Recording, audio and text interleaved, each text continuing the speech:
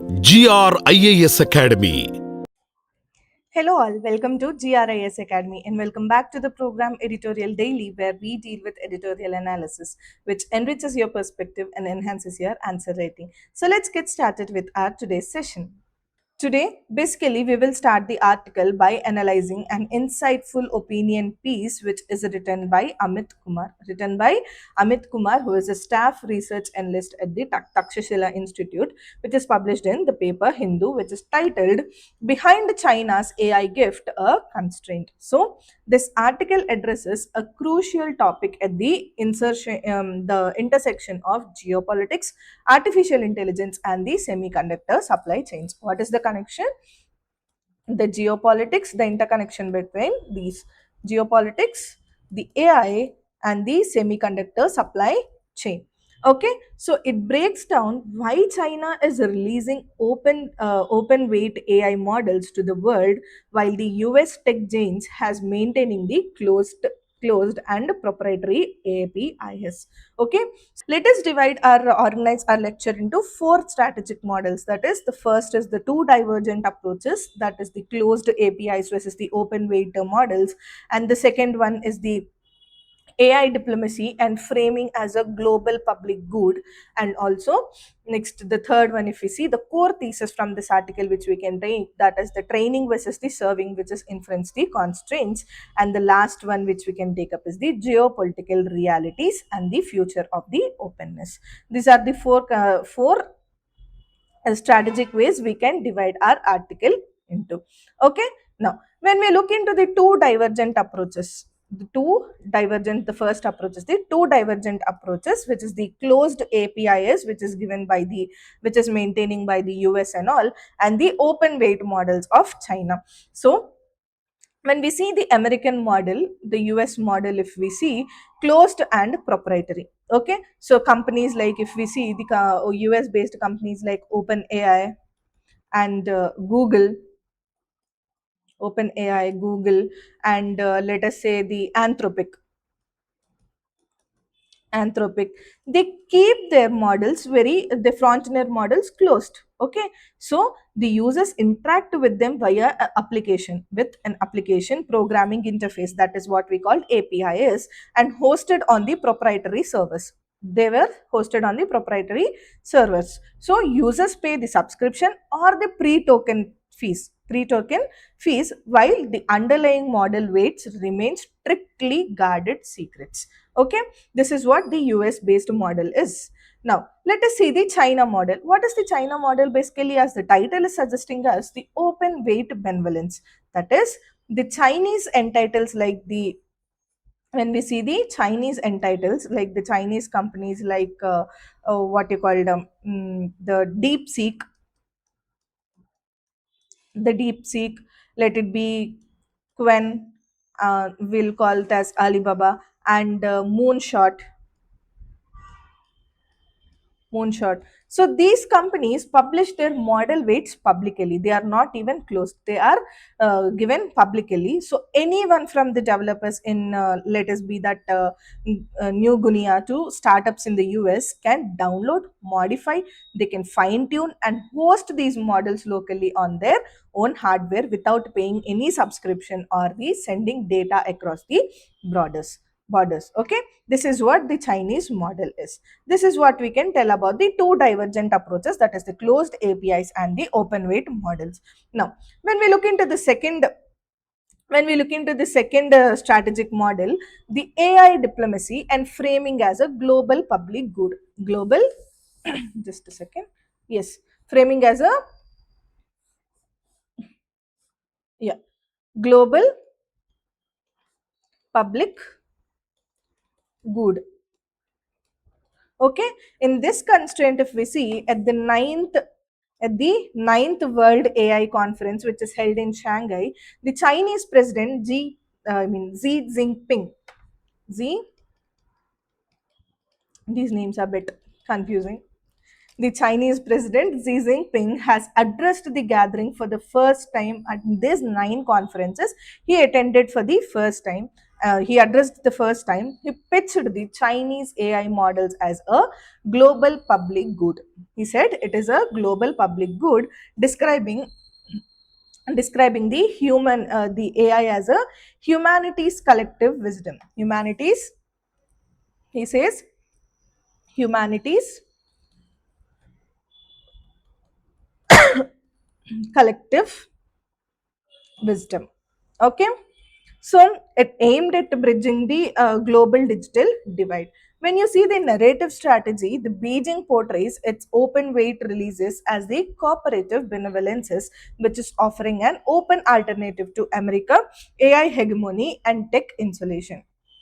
Tech isolation. Okay, next, when you see the market tractions, the American firms and the global developers are increasingly adopting this Chinese open weight models because they deliver the high tier capability at a fraction of the cost. Okay, now coming to look into the third strategy, if we see the core thesis, that is training versus serving the inference constraints, here is the critical analytical takeaway which we can take out from this article. That is, the China strategy is driven as much by hardware constraints as it is by geopolitical goodwill. Okay, so to understand why we must differentiate between the two stages of LLM deployment, that is, the first one is training a model, that is one time cost basically. So training an LLM which requires a high density cluster of advanced GPUs for several weeks or months. So while the US exports the control restrict while the US export has controls the restrict China from acquiring the cutting edge chips, like we call this what you call NVIDIA's top tier GPUs in bulk, so that the Chinese labs have shown the remarkable algorithm efficiency. Okay, so for instance, if we see the DeepSeek of the Chinese company trained its acclaimed V3 model on roughly approximately 2000 export complaint 2000 approximately 2000 export complaint, whereas export complaint of the H800 GPUs of H800 GPUs. Okay, so whereas the training GPT-4 or the Metalam 3 has required tens of thousands of top tier NVIDIA chips. Okay, next, the second model is serving a model or the inference continuous cost bottleneck. While a lab can stockpile the enough hardware to train the model once, serving that model to hundreds of millions of global users daily requires massive expanding interface and infrastructure. So millions of GPUs should be running continuously when we have to give it globally. Okay, so the structural bottleneck was the US, it is facing is the US export has controls the severe restrict China ability to mass import or the domestic manufacturers which are advanced chipset sale. Okay, so China cannot easily host the cloud based API services for a massive global user base without encountering severe interface bottlenecks. Okay, now what is the solution for it then? The outsource the compute by releasing the open weight models. By releasing these open weight models, what happens? The China outsources the massive interface compute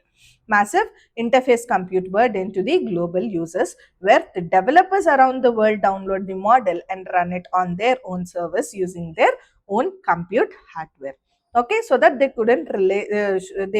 can't rely on the exports of this chips. Okay, now when you see the fourth strategy, the geopolitical realities and the future of the openness, this article basically highlights this period of openness may be temporary. Like when you see the domestic hardware limits, if we come up, the domestic foundry efforts like this SMICs, which 5 nm processors which we have, they struggle with yield rates. They struggled with the yield rates and commercial viability without any advanced EUV, that is the extreme ultraviolet and the lithography tools.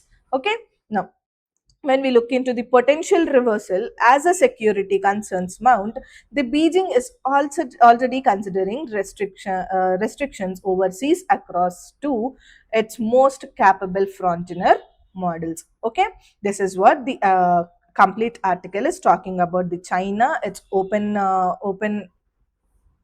what you call, the open technology and all the article is talking about. So the China open weight model strategy is a it's a clever alignment of geopolitical policy and the structural necessity, which is turning the hardware constraints into the global market influence. This is what the article is completely talking about. Okay, now let us see this article in a complete detailed way. I hope I've given everything from this article, but we'll see in a just in the PDF. Okay, let us see.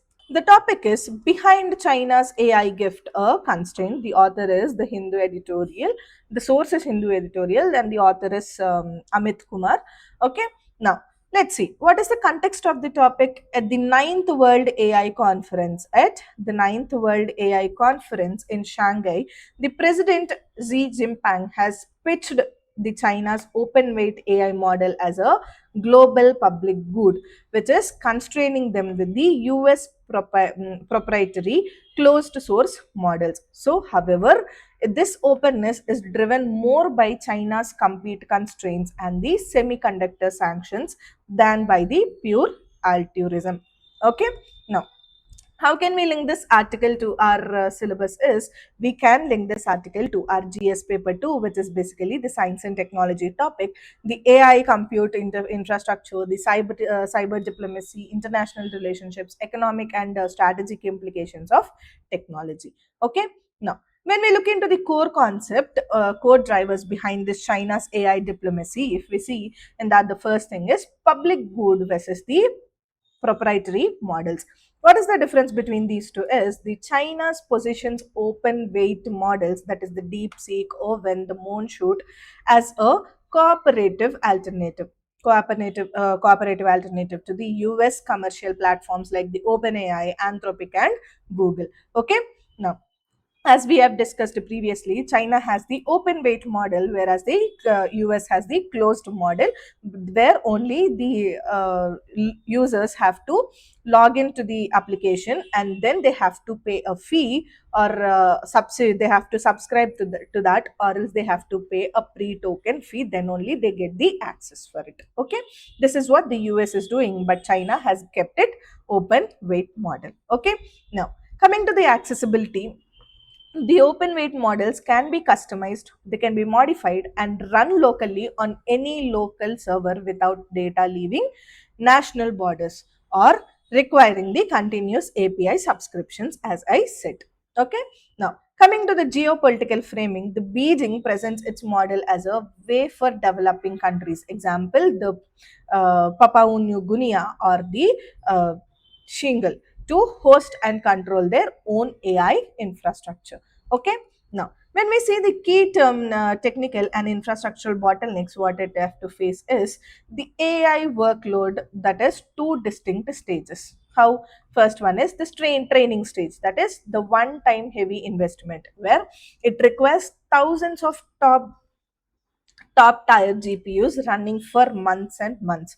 Example, the GPT-4 trained on approximately 25,000 of NVIDIA chips, and LAM 3 has trained on 16,400 chips. Okay, so China manages this via the stockpiled or the smuggled chips or local lower end GPUs. Example, the DeepSeek V3 trained on approximately 2,000 modified H800s. Okay, now when you look into the interface stage, that is continuous and stable demand, scalable demand, running the trained model for the millions of active end users requires hundreds of thousands of GPUs continuously. Example, if we say take the OpenAI needs approximately 1.3 million GPUs for interface. So the bottleneck for China is lack of this foreign supply to scale this inference services. Okay, now when you see the competent constraint, as we discussed, the US export controls these severe restrictions on China's ability to import and mass manufacture the high end chips. Example, the NVIDIA chips, H100s or the B200s. Okay, now coming to the inference trap, if we see the inference trap, if we see, China can aggregate enough the chips via the stockpiles or the smuggling, whatever it can do, it can. So to train a model once, but cannot scale the inference server to serve the millions globally. Okay, now offloading the compute burden. By realizing this, by releasing this open weight model, the Beijing offloads the heavy inference compute cost onto the global users or the developers who must run the model on their own hardware. Okay, now when we take a key takeaway from this article, if we see, China pushes for open weight AI models is a strategic response to compute the constraints that allow it to export the influence while offloading the inference compute cost to the world. These are the key takeaways which you can take up to write in your conclusions, in your answers. Okay, next. When we look into the hardware limitations in the domestic alternatives, when you see the US sanctions effect, like the US exports the controls and restrict China's access to the advanced chips, like example Nvidia H100s or the B200s. So this TSMCs is barred from the manufacturing, which is advanced chips for Chinese design, like Hawaii's Ascend series. Okay, next. Domestic production gap. Basically, if we see, the SMIC can produce 7 nm of class chips, but with very low yields, that is approximately of 20 percentage. But without this EUVs, that ultraviolence, the lithography tools, China cannot achieve high volume production of cutting edge chips. Okay, now what is the resulting impact of it? The high cost, low yield, and lower performance, which limits the China ability to build the large scale cost effective compute infrastructure for global AI inference services. Okay, now why China is promoting this open weight models a strategic choice? Why? Because first is the offload inference compute cost. Like when we see, the global users bear the cost of running the models on their own hardware, saving China's massive compute resources, and also boost the adoption and influence. To boost the adoption and influence, like wider the adoption of this Chinese models globally, build the technological influence and the digital presence. Okay, next, and also the ecosystem lock in potential. To lock in the ecosystem potential, like the tools, frameworks, and the standards around these models can create the long term dependency. Okay, now when we look into the data and the sovereignty narrative, it appeals to nations which are concerned about data privacy, sovereignty, and the reliance on US cloud providers. Okay, now coming to the soft power leverage, if we see, the positions China as a benevolent leader in the global south through technological cooperation. This is why the China is promoting open weight models. Okay, now when we look into the way forward and key takeaway from this article, these way forwards and key takeaways are very much important to note it down, because these will help you in your mains answer writing. You can write it in your conclusions or in the way forward. Okay, now build a domestic chip ecosystem. We have to invest in the research and development, advanced lithography, materials, and talent to reduce the dependency, and also balance the openness with the sovereignty, like to ensure the transparency, security audits, and the data protection while using the open weight models. Okay, now next is diversify the AI partnerships. Like by developing countries should engage with the multiple AI ecosystems to avoid the over reliance. Okay, next, strengthen the local compute capacity. Like invest in the local data centers, the GPUs, and energy infrastructure to run the AI models securely. And also prepare for policy evolution to be ready for future shifts towards the monetization, content controls, or the access restrictions. We have to be prepared for all this. Okay, now the major key takeaway from this article is China's openness in AI today is less an act of charity and more a product of constraint. So, the country's computer limitations make it impossible to serve millions of users directly. So, by pushing this open weight models, the Beijing outsources the inference burden to the world, which gains the influence and buys the time to build its domestic chip capability.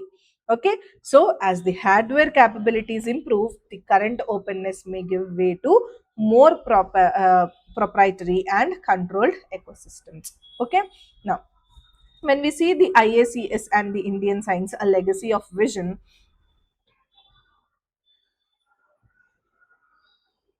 the founder of IACS is India, that is Dr.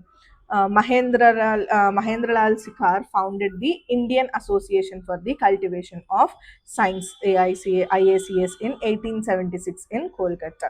So, what is the mission of it? The mission of it is to promote the indigenous scientific research. Let us see another article for today. We are analyzing an important opinion piece by PDT Acharya, former Secretary General of the Lok Sabha, which is titled "The FCRA Bill 2026: A Threat to Civil Society Organizations." So this article basically deals with the major topic in Indian governance and the constitutional law, the regulation of non-governmental organizations like NGOs, and foreign contributions, specifically focusing on the proposed foreign contribution regulation amendment bill of 2026, foreign contribution regulation amendment bill of 2026. So let break this down article. First is, well, we will see the context and the legislative background of this article. First is, according to the author's legislative update, the FCRA,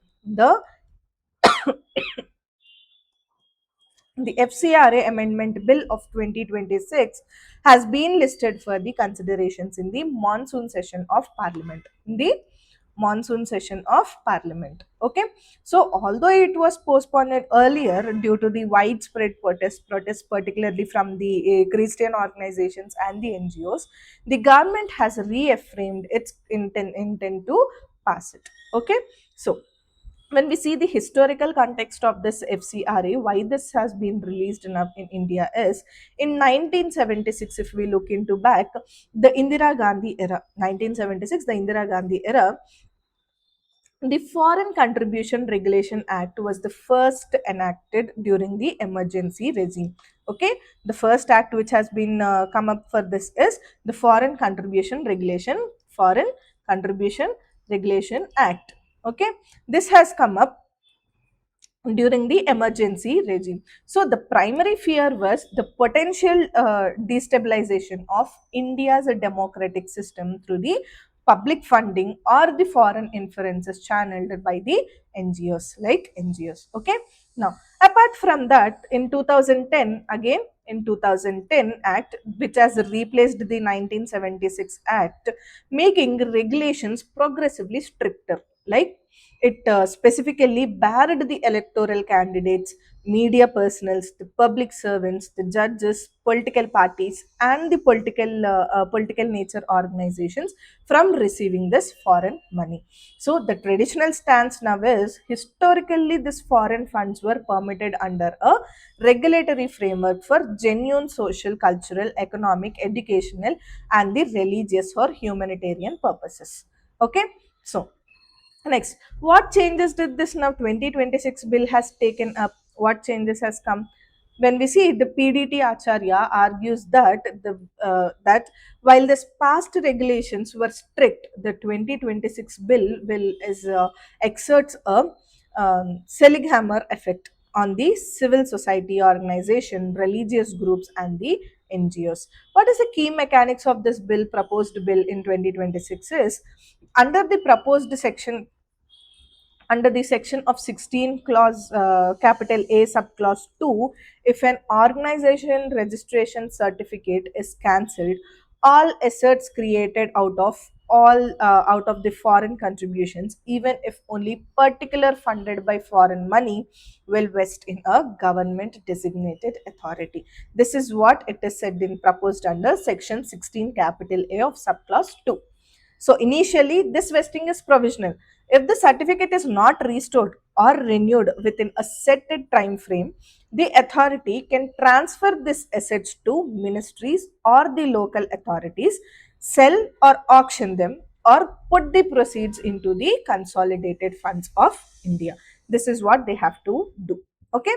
Now, when you see the surrender clause, that is clause 16 capital 16 capital A, clause 1 subclause B, this states surprisingly, if an organization voluntarily decides is no longer needs the foreign funds and surrenders its certificates, the law dictates that all assets created out of the past foreign contributions and remaining unutilized funds still vest in the government authority. This is what it is said under the surrender clause, which is 16 capital A, clause 1, subclause B. Okay.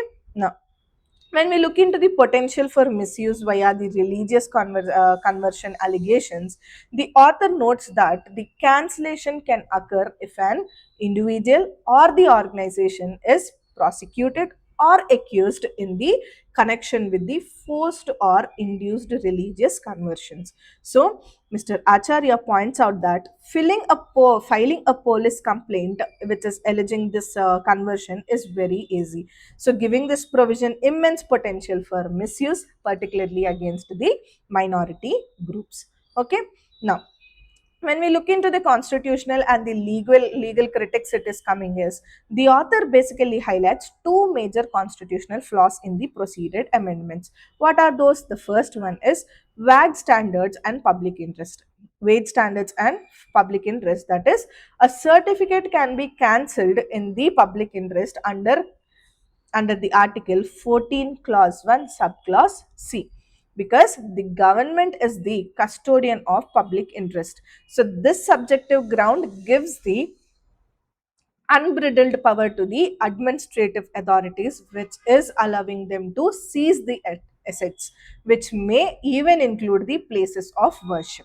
Okay, this is when we look into the perspective of wage standards and public interest. Okay, now when you say the vulnerability under Article 14, that is the exemption clause, that is clause 16L, the bill includes an exemption clause, that is clause 16L. Clause 16L is the exemption, allowing the government to exempt any classes of organization or person from the operation of the bill in the public interest. So, coming to the constitutional conflict under the Article 14, which is right to equality, and the classification made by the law must be based on a intelligible differentiator, that is a clear distinguished line that has a rational nexus, not the logical link to the objective of the law.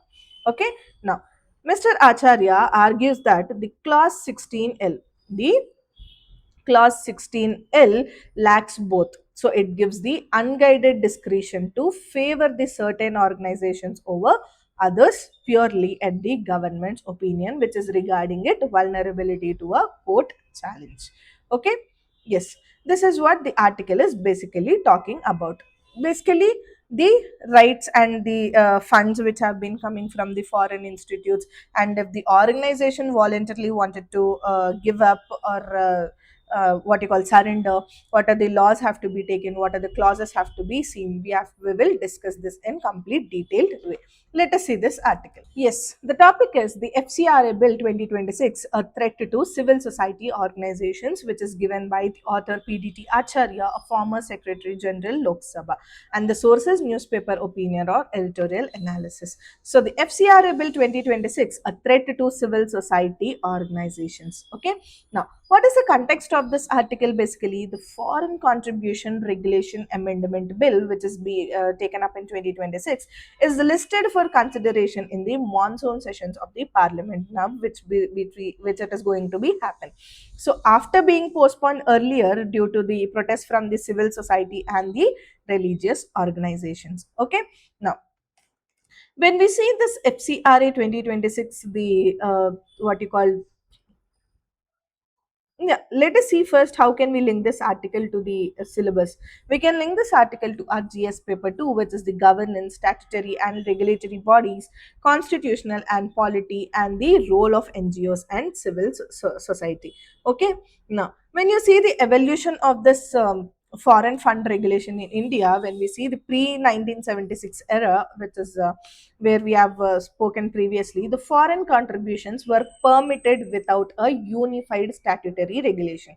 This has to be noted down because you have to know where it has been evolved, why it has been amended, and what are the changes it has been taken till now. Okay, first it has been the pre 1976 era where the foreign contributions were permitted without a unified statutory regulation. Then comes the 1976 FCRA Act, FCRA Act, which was enacted during the emergency by the Indira Gandhi government over fears that foreign financial inflows were what you called destabilizing the democratic processes. This is where the 1976 FCRA Act has been come up. Next, it has been this FCRA Act is again revised in 2010. In 2010, which has expanded the state regulation to explicitly prevent the foreign money from influencing the political parties, candidates, and judges, the public servants, and the media personals. Okay, this is what it has been revised in 2010 and come up with the FCRA Revised Act 2010. Okay, now when we look into the main like FCRA 2026, which has been amended, that is the sled grammar provisions. First is the cancellation and the vesting, which is clause 14 subclause 1 and sub clause 1 and subclause C, which there the license is cancelled if government deems it necessary in public interest. So all the assets which are created out of this foreign funds, immediately they are vested in the designated government authority. Okay, this is what the clause 14 sub clause 1 subclause C is stating. Okay, next, partial funding trap, that comes under section 16 of clause 16 capital A clause 2. That is, even if an asset was only partially funded via a foreign contributions, the whole asset is seized or the asset will be designated to the authority. Okay, this is what it is stated in the partial funding trap. Next, surrender of certificate, which comes under the clause 16 capital A clause 1 of subclause B. It states, voluntarily if any organization is coming and surrendering their licenses till results in the fortifier of all assets which is created by the past foreign contributions to the government. Okay, next, exemption clause, that is clause 16L. This states that the executive gets the unguided power to exempt any organization in public interest, which raises the potential of article 14, which is equality before law issues. Okay, so this is the main amendments which have been taken up in the amendment of 2020 FCRA amendment, FCRA amendment of 2026. When you see the key concerns and impact of this, the first is the uh, a sledgehammer effect on NGOs and the religious bodies. That is, any voice coming in the wage grounds for the cancellation under the clause 14, clause 1, subclause C gives the unfettered discriminatory power. So all the assets like land, institutions, places of worship, etc., is created from the foreign funds vested with the government authority, and the assets can be transferred, auctioned, or sold proceeds credited to consolidated funds of India. Okay, and also the partial contribution trap, like even partial funding leads to the total fortifier of the entire assets under section 16 capital A of clause 2. Okay, Next, coming to the penalizing voluntary surrender, if we see under clause 16, clause 1, capital A, clause 1, subclause B, states that surrendering the registered licenses result in forfeiture of all unutilized funds and all assets built using the foreign contributions of that organization. Okay, and also it punishes the organizations that simply decide they no longer require the foreign funding. Okay, next, misuse via complaints. How the license can be cancelled if any organization or the individual is prosecuted for alleged religious conversions through force or inducement. Okay, and also the minority religions organizations remain vulnerable to uh, what you call them frivolous police complaints or the arbitrary cancellations. Okay, now when you see the constitutional and the equality concerns under clause 16L, which is the exemption clause, it grants government power to exempt any clause of organizations or individuals in the public interest. So it lacks the intelligible determines and the rational nexus. It violates the article 14, which is equality before law, and opens door to the arbitrary and discriminatory treatment. Okay, now at a glance, if we see this article, we can say it threatens the existence and the independence of the NGOs and the religious bodies which is working for the public welfare. Not everyone will be in the same thing. Next, the assets built over years of social service can be seized and handed over to the government. This is the one more thing. And also, it weakens the grassroots advocacy, social service, the delivery, and the accountability in the governance. And also it raises the serious constitutional concerns under article 14 and the basic structure of democracy. Okay, now when you see the broader implication for civil society, and from this article, if we see, first is the existential threat to organizations, like the organizations working in education, health, cultural, what you call the environmental and the humanitarian sectors rise risk losing their assets and existence. So years of work, infrastructure and the community trust can be wiped out in a single executive order. Okay, next is the chilling effect on civil society. How the fear of cancellation, asset seizure and the arbitrary action discourages the independent voices and public advocacy. So it weakens the monitoring of governance, protection of rights and the delivery of grassroots services. So such provisions create a climate of fear and the self censorship, which is undermining the India's vibrant civil society and its contributions to inclusive and democratic development. Okay, now when you look into the constitutional and legal issues, the article 14, which is equality before law, states it, the clause 16L, the exemption clause, lacks an intelligible differentia or the rational nexus with the object of the act. So it opens the provisions to a challenge as arbitrary and discriminatory. Okay, next, when you see the executive overreach, the wage terms like the public interest grants the excessive and unguided power to the executive, which threatens the separation of powers and rule of law. Okay, now when you see the right to association under article 19 of clause 1 subclause C, it says excessive state control over the NGOs may violate the freedom to form the associations, and the disproportionate restrictions may fall the test of reasonableness. Okay, now coming to the doctrine of the proportionality, if we see, it serves the penalties like total fortifier of assets are disproportionate to the alleged violation, and also less restrictive means could achieve the regulatory objectives.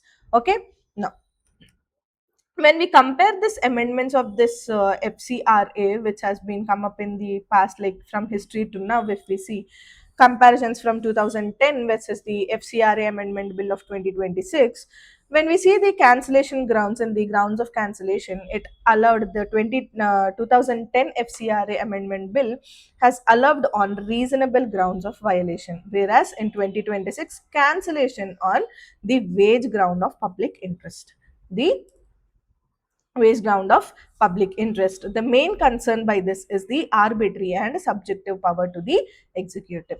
Next, coming to the aspect of asset treatment, the assets linked to the violations could be seized. Only those assets which have been violations are only seized. But in the 2026 Amendment Act, all the assets, evenly the partially funded by foreign contributions, also vested in the government.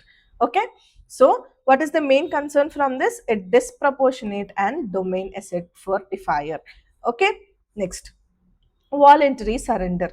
This unutilized funds may be refunded or adjusted during this FCRA 2010 Act. But in 2026, all the assets which have been created by the foreign contributors has been fortified even on voluntary surrendering also. Okay, now coming to the concern, it discourages the voluntary compliances and punishes the exit. Okay, next, exemption provision. Coming to the aspect of exemption provision, the limited and well defined exemptions are there, but the only exemption in this is clause 16L, which gives the unguided power to exempt any clause in the public interest. Okay, so it violates the equality, enables the uh, preferential treatment. Okay, now impact on the NGOs. When we see the impact on NGOs in the FCRA 2010 is it regulatory oversight with the accountability, but in 2026 it enables the state to take over, transfer or sell the assets, which is existential threat to NGOs. Okay, now so the severe chilling effect on civil society and social sector is the major concern from this.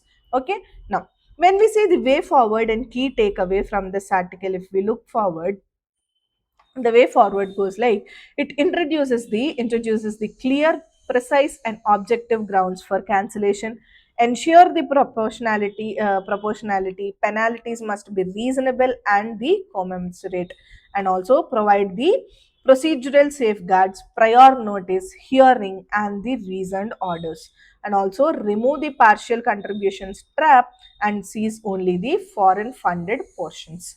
Okay, and also promote the dialogue with civil society to build trust and ensure the transparency. This is the way forward which we can take out from this article. Now, the key takeaway from this article is the Foreign Contribution Regulation Amendment Bill, which is passed in 2026, expands state control over the NGOs and the civil society through the wage uh, draconian and the discriminatory provisions. So it threatens the very in existence of organizations working for social, educational, cultural, environmental and humanitarian causes, and also such measures stem from deep-seated prejudices and risk weakening the democratic fabric and rule of law. Okay, now why the civil society matters a lot is it bridges the gaps in governance and the service delivery, and also it upholds the rights, justice and the marginalized voices, and also it promotes the environment, culture and the sustainable development, and also strengthens the democracy through the participation and the accountability. So the civil society also manages a vibrant civil society is essential for a strong and inclusive nation. Okay, this is why the civil society is very much important and very much matters. Okay, yes, this is about this article, the FCRA Amendment Bill of 2026. Okay, now, and yes, these are the two articles for today, the FCRA Bill of 2026, and we have seen this China open open wided system. So yes, I hope everyone liked this video. To get a complete PDF of it, do visit our website and download it from there. And do like, share and subscribe to our YouTube channel for more editorial analysis, and do follow our Instagram channel and Telegram channel as well for your UPSC preparation. And all the links are provided in the description below. Don't forget to download it from there, and do follow our Instagram ID and Telegram ID as well. Okay, yes, I'll see you all soon in the next editorial analysis. Thank you.